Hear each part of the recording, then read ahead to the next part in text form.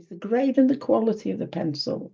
So, I mean, there's hundreds of different colour pencils out there, but if you want something, if you want to produce some work and you know you're going to be working and you're going to be coming up to a professional standard, then I suggest don't go for the cheaper brands first. Just you can buy, instead of buying a set, a full set, just buy a couple of colours that you know you're going to use from each brand, and then just work with them first, and then you can build up your sets. That's how I started. And I always, always go for what you call artist grade.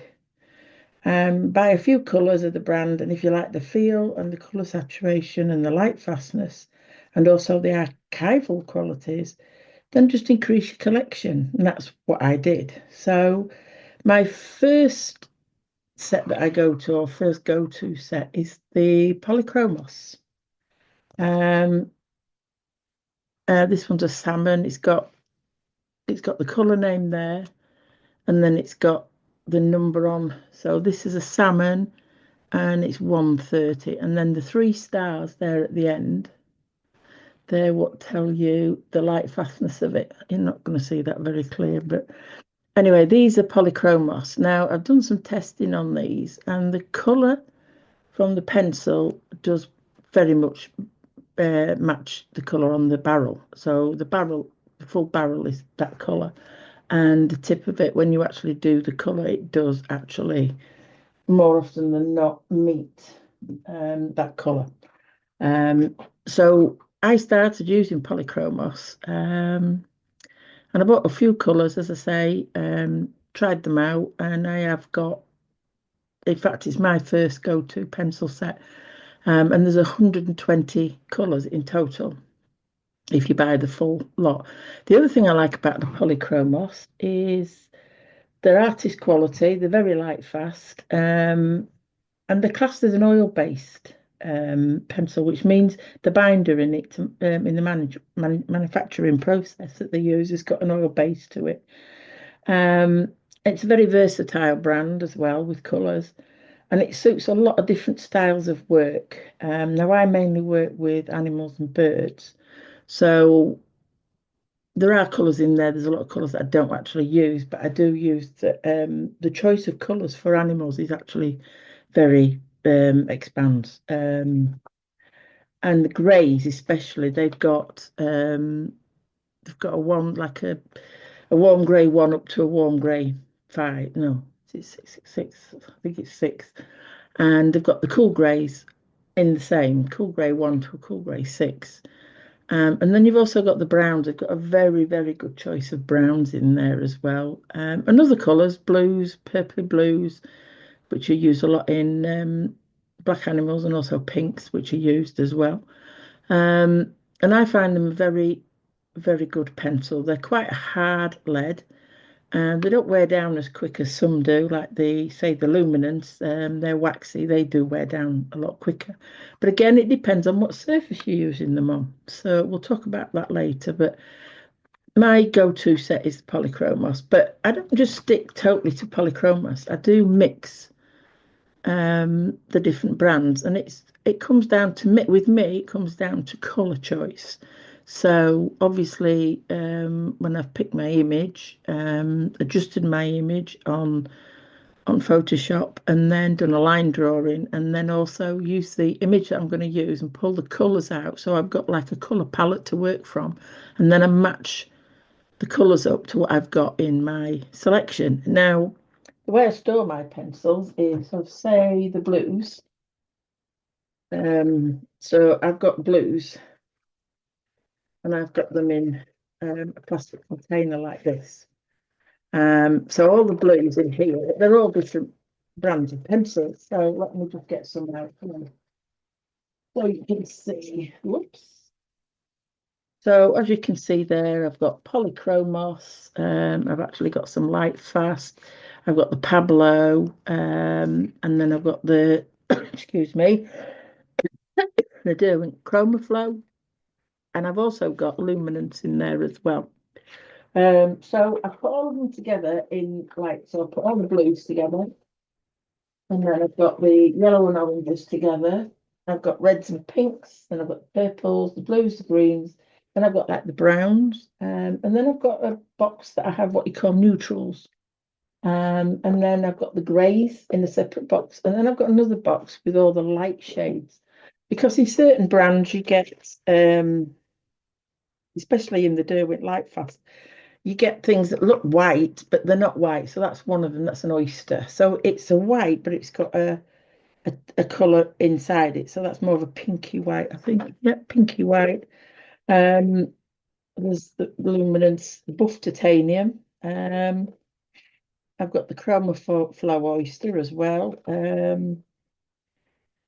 Uh, pink white, which is a luminance colour. So all the lights, could go in there because, like I said, when you do something that's white, it's never pure white.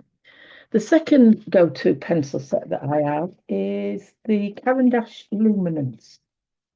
And this is another set of colours pencils, but these are wax-based. Now, I use these mainly for my base layers because to put wax pencils down as a base layer with light pressure and then go on top, I use polychromos for more detailed work, so I have a sharper pencil. Then, that the Caran d'Ache are very good for um, using as base layers. Now, the only thing I am cutting back on these because I do find they are very expensive for what they are. Now, one of the good advantages of these is when it comes to things like burnt sienna, you get a burnt sienna 50% and a burnt sienna 10%, say. So you get the percentage of tones in certain colours. So when you come to doing animals, sometimes that can work to your advantage when picking colours. So if you've got colours that are very similar but slightly different in tone, then you can use those the tonal values from those. And I think they come in like the French grey. They have three different tones. You've got the brown ochre, you've got the burnt sienna, there's Payne's grey, the sepia, there's all sorts like that, and they've got the different percentages in there. And that's the percentage of the pigment so that it's a lighter tone. Another one that I've started using a lot more is the Derwent Lightfast. Okay. Now, the Derwent Lightfast is, again, it was fetched out by Derwent to compete with things like the Polychromos. Um, and I bought a few of them and I was quite impressed. And the colours, they've got quite a lot. This is the one that's got a lot of different light colours that could be used and sort of misconstruct. Well, they're the shades of white, basically. Um, but these are very, very light fast. They're one of the most light fast pencils that's out there on the market. But again, they're quite expensive. But again, like Polychromos, they've got clear names. It tells you the light fastness, and it's got the colour on the tip. But they're an oil based. They're supposed to have more oil in them in the binder than wax. And again, I use them a lot for detail. And then another set that I've just bought, that I've started using a lot of is the Derwent Chroma Flow. Now that came in a set, I think, of 72. The luminance is now 100, and the Derwent Lightfast comes in a full set of 100.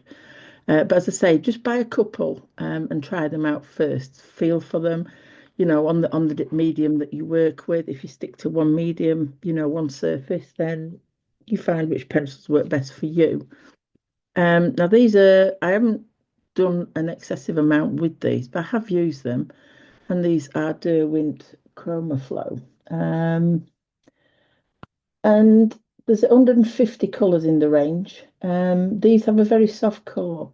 And they can deliver a rapid and a nice smooth lay down. So again, I use them mainly for base layers if I can find the right colours in the set, which at 150 I'm more likely to do. Now then, the other one that I use is the Pablo. It's a Caran d'Ache one, but unlike the Luminance, this is the one below it, so it's a little bit cheaper. But they have some very, very good colours in there that can be used quite a lot. Now, the white, I mean, there's the luminance white, which is quite opaque, and also the Caran d'Ache white. I mean, you can see mine. It's one of mine's has gone right down. And it's brilliant when you're working on, say, pastel mat or on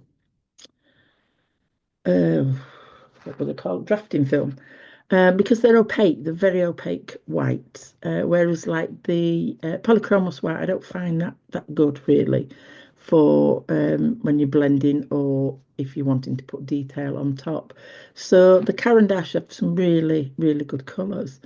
And there's some unusual colours. And again, they do have a place to pay, and I do use them quite a lot. So they're the five brands that I've got. I now do have full sets of every one, but I don't use every colour. So I find now that I just replace the colours that I use. But I've got the odd colours that I haven't used much of that, obviously I'll find that I will use them at some point if I start doing other subjects. But these are my preferred brands. And as I say, the reason why I've just given you is that, they're all artist quality and the colour ranges in them, are excellent. And I can always, and it ensures that I always find the colours that I'm looking for. Um, so yeah, that's my take on the brands of coloured pencil. Um, Now, how you use them can be slightly different, depending again, like I said, on whatever surface you use them on. So, but what I suggest you do, or what I've done when I've got a set of pencils, now not everybody likes doing this, but I sometimes find that when I'm looking for a specific colour in a portrait that I'm doing, and that is I do a swatch. I do a swatch set like this of all the colours in each set. So this is the polychromos set. So you can see there what I do is I actually they're like it's just like a bookmark size. And then I put a line down there and I put the colours in and then I put the number and the name. And then if I move that across the picture or the image, I can more or less get the colours that I want. So I do that with all of them and I check them all. And then, whichever is the nearest is usually the ones that I pick out.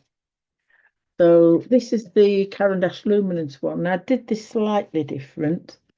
What I did with this one, I grouped these colours into, so you've got the true yellows, then we've got the yellow oranges, then we've got the deep reds, and then we've got equal pink and orange undertones. And then we've got the purplish reds, and then we've got the purple with a red undertone, and then like blue violets and the greys violets there. So they're sort of put into families of colour. And then again, I've done the same with the Derwent Lightfast and the Pablos. So I've got a full set of those. And then the latest one is the Chromaflow. So I've got the Chromaflow as well. And then I've extended it even more. And with the polychromos, which are the ones I use the most, I wanted to sort of group them into families so that it helps people understand. When I'm talking to people and I'm picking the colours out, I don't just say, right, pick 107, it's a yellow, blah, blah, blah. No, I don't do that. I actually show you on here. So if we look here, we've got going from yellow all the way around. It's a colour wheel. So I've done these in a base of colour wheel, and then you've got these that turn around here.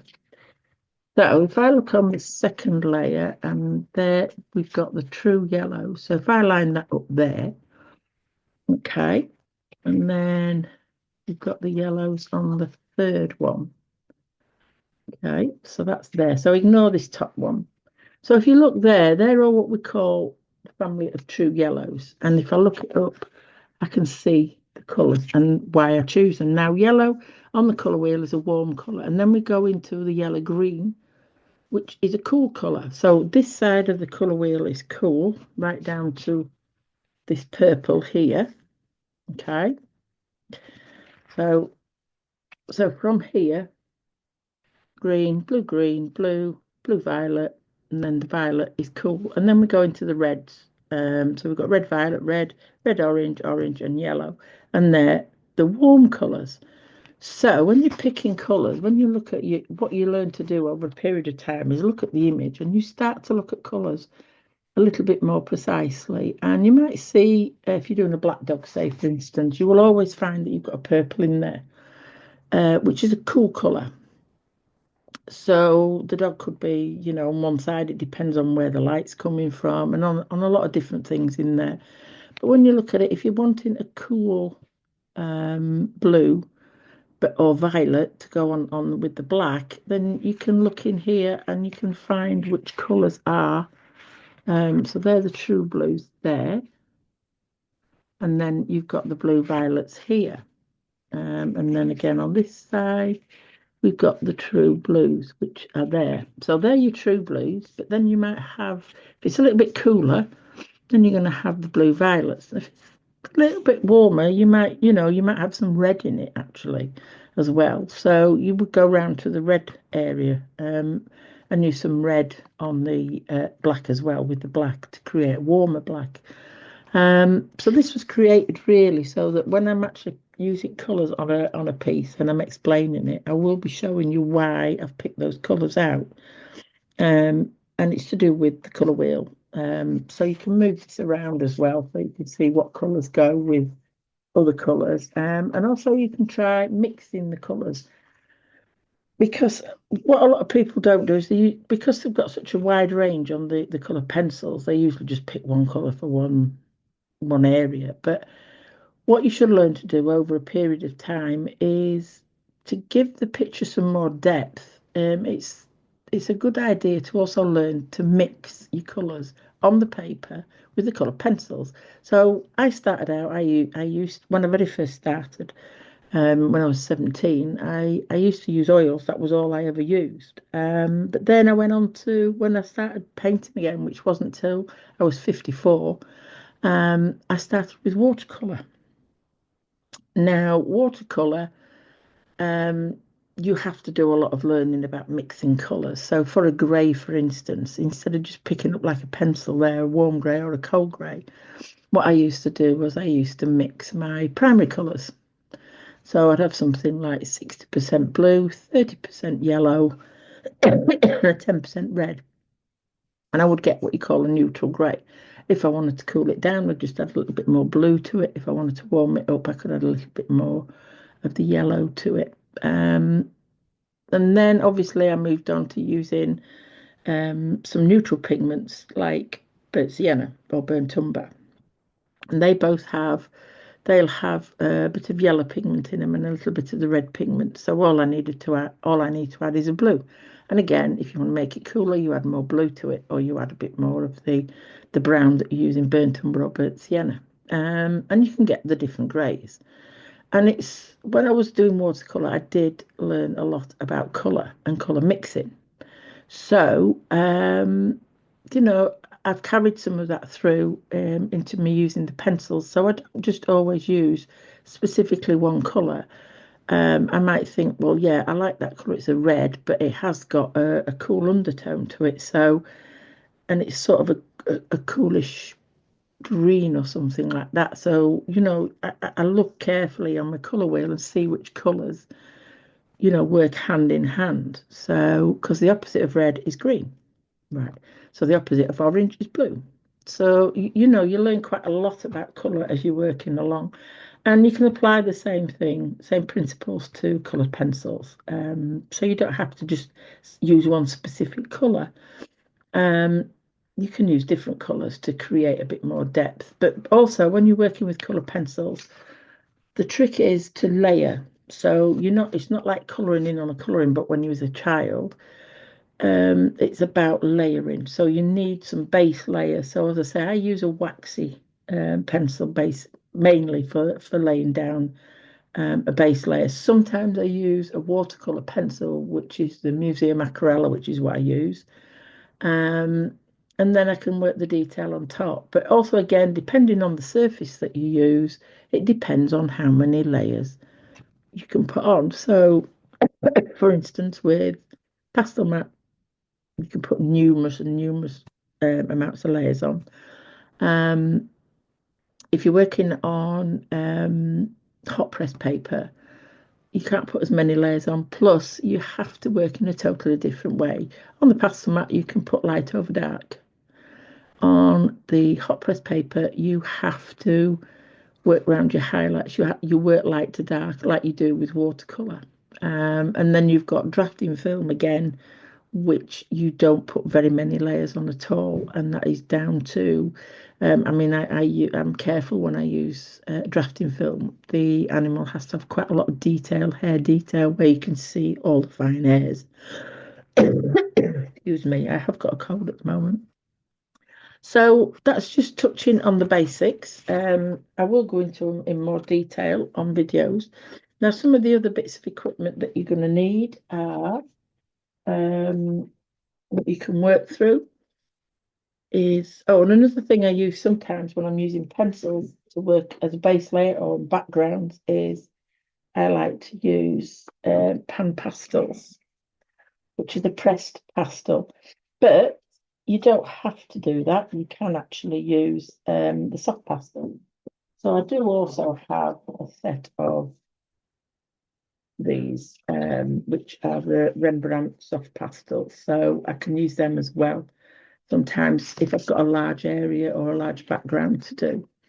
Now to apply the pastel, because I don't want it applying lightly, I usually use something such as this, which is plastic tool with where you can add sponges to the ends of them like that, so they just peel off. Okay, and then you can use them. The other thing you could use simply, if you want, is just a simple Q-tips. Okay, Q-tip. So you could use those as well. They're good for blending and for mixing colour, and also for applying light amount of pastel over your work as well. Okay, another thing I use is sandpaper, just to sandpaper sometimes my points sharp or I blunt them off a little bit. Tortillions I use or blenders. There's two types. One is quite a hard type and the other is soft. Another thing I use is an embossing tool. I've got more different sizes. So these are metal tips with a little bit of a ball at the end. So they come in different sizes like that. So you've got one there with a very large ball on the end and one with a small ball. And then you've got those two there. Pencil extenders are a must. Need them. And they're great for putting in your pencil. So they've got luminance white. So it extends the life of them. And you can sharpen them. And they're very straightforward. You just get the Derwent ones, they screw off like that. Okay, you put your pencil in there and then you put that back over and just screw it back up there. Okay. I do sometimes use the magnifying glass that's got a light on it. I find that quite useful for certain details. Erasers, again, depends on what paper or what surface you're using. I have got a mixture of plastic rubbers, malleable rubbers, which sometimes I use blue tack. And then I've got these two electric erasers, which this one I shape on the sandpaper so that it gets really, I can get some very fine details with them. And then I also have the Tombow, which is that one, which is quite a straight one. And then I've got another one somewhere. It's quite fine. It's got a fine point on it. So I use that as well. And then I also have some of these colour shapers as well. I'll explain all of these pieces of equipment as we go along with the projects. Another thing which I use to protect my surface when I'm working with it so I don't get any oils on it from my hands, and this is the Clairefontaine paper. You usually find it when you buy pastel paper or pastel mat or something in a pad, you'll get that in between it. But you can buy it as individual sheets. It's made by Clairefontaine, but it's fantastic. It's archival. And you can rest your hand on it when you're working so you don't put any of the oils off your hand onto the surface. Okay, so that's the pencils, but I do also work with graphite pencils as well. So the graphite pencils, again, there's different brands. You need to sort of look through the brands and find which ones are suitable for yourself. Um, but um, I use mainly the Mars Lumograph, which is made by Stedler.